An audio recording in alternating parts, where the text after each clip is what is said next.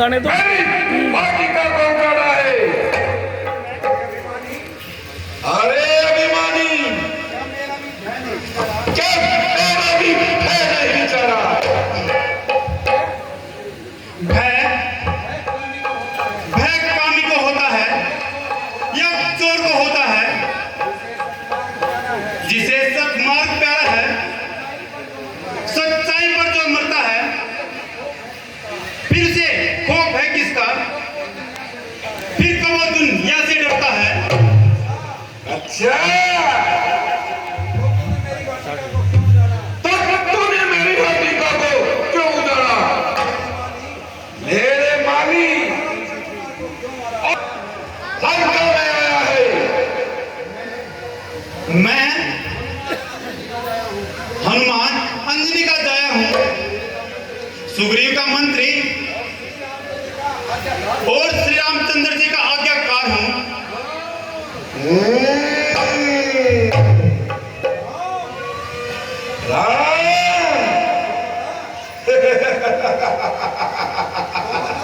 तो बता, क्या संदेशा लाया है?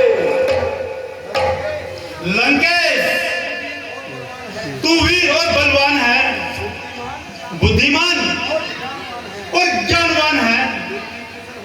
नीति कुशल होकर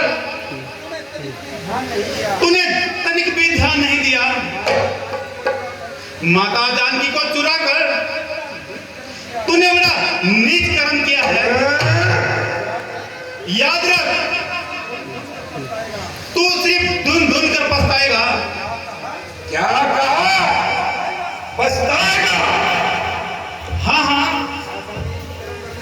ऐसा नीच कर्म करने से तेरा सर्वनाश हो जाएगा। सर्वनाश? अरे ज्ञान के शत्रु, अरे ज्ञान के शत्रु, मेरा सर्वनाश। ज्ञान बल में एक हूँ, बंगाल मन में एक हूँ, बुद्धि में प्रवीण हूँ, बुद्धि में प्रवीण हूँ। ग्रह नाश होगा, जिस भय नाश होगा, तब मैं नाशहीन तब मैं हूँ। नाशहीन हूँ। निसंदेह ज्ञान तुम ज्ञान और बुद्धि और बुद्धि अभी आपके पास विद्यमान है। अभी आपके पास विद्यमान है, किंतु याद रखिए, पाताल की ओर ले जाने वाला ये अभिमान ही काफी है। जिसने भी ये मान किया वो खाक हो गया और काल का ग्रास बन गया।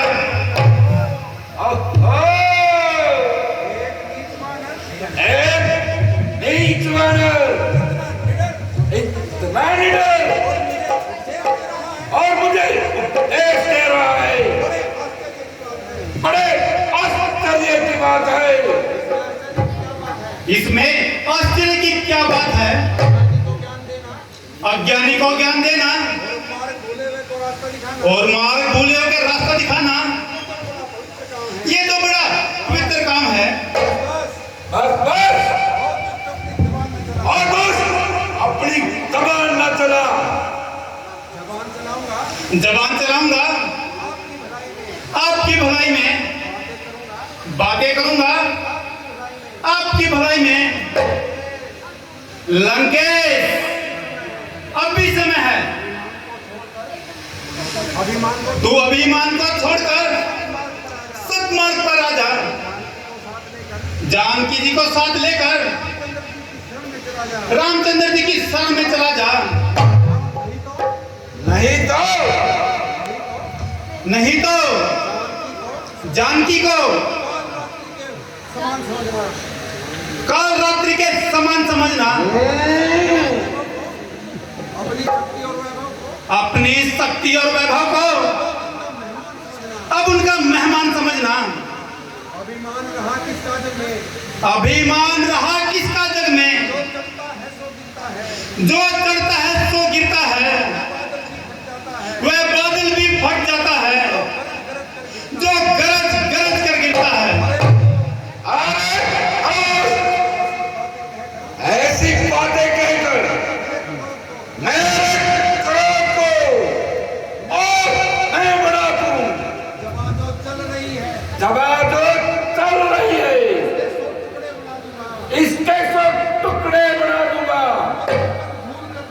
मसल कर खून कर दूंगा, तुझे नभ में उड़ा दूंगा। रावण, बड़ा अभिमानी है। तू बड़ा अभिमानी है। तुझे अपना अपना भविष्य नजर नहीं आ रहा। तू खुद तो मरेगा ही, सारी लंका का भी नाश करेगा। ये काल चक्र की आंधी तेरा विध्वंस कर डालेगी और पल भर में तेरा नाश हो जाएगा। जाओ नहीं,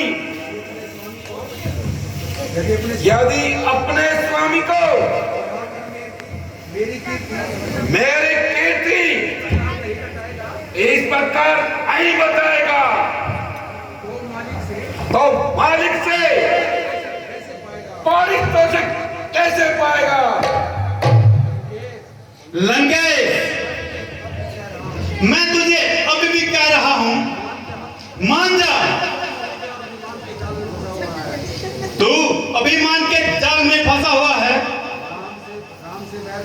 राम से बैर लेकर कोई जीवित नहीं रह सकता।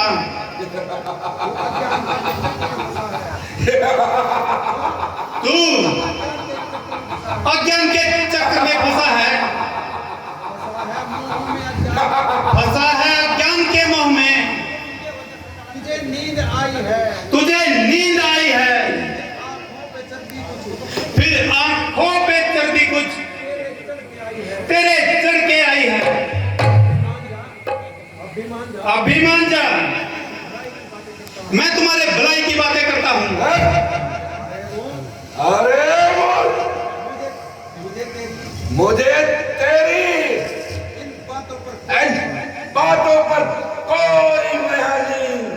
ना मैं तुझसे डरता हूं, ना मैं तुझसे डरता हूं, ना उन तपस्वियों से डरता हूं। उन्हें लंका में आकर अपराध किया है और जो अपराध किया है उसका केवल एक ही दंड है, वो है मृत्युदंड। बेटा मेघनाद, इसका सर धड़ से अलग कर दो। इसका सर धड़ से अलग कर दो।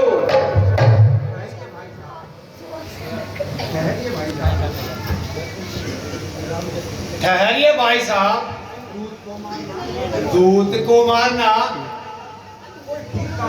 कोई ठीक काम नहीं है। ऐसा करने से संसार में आपकी अनुमति होगी। इसीलिए मेरा परामर्श है, इसको मृत्यु दंड न दिया जाए।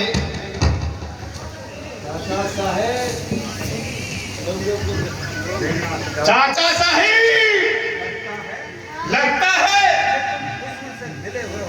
कि तुम दुश्मन से मिले हुए हो,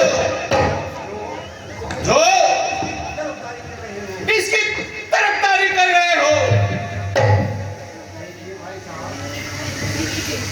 देखिए भाई साहब, ये कल का लड़का मुझसे कैसे वार्तालाप कर रहा है। ठीक ही तो कह रहा है। तुम दुश्मन की तरफदारी क्यों कर रहे हो?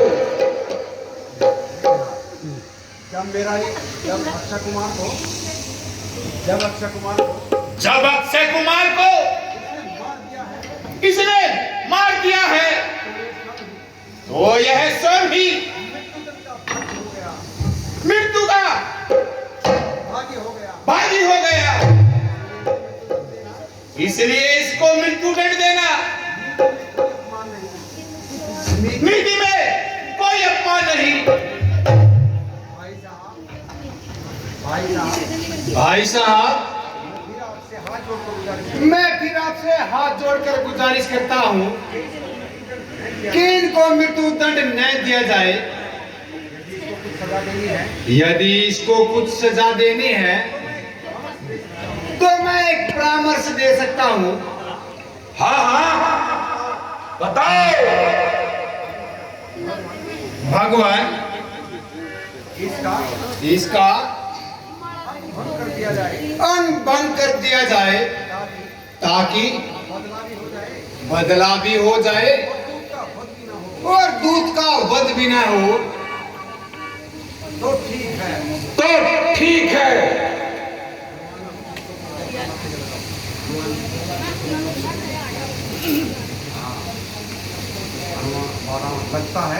लगता है इस वानर को अपनी पूंछ से बड़ा प्रेम है।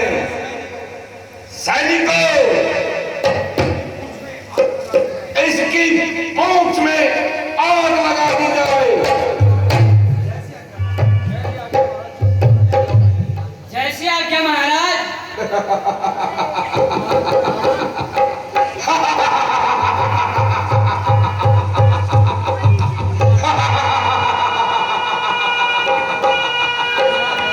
रावण, मैंने तुम्हें बहुत समझाया। तू काल की ग्रास में उड़ता जा रहा है। तू अब भी समझ जा, नहीं तो तेरी लंका जलकर खाक हो जाएगी।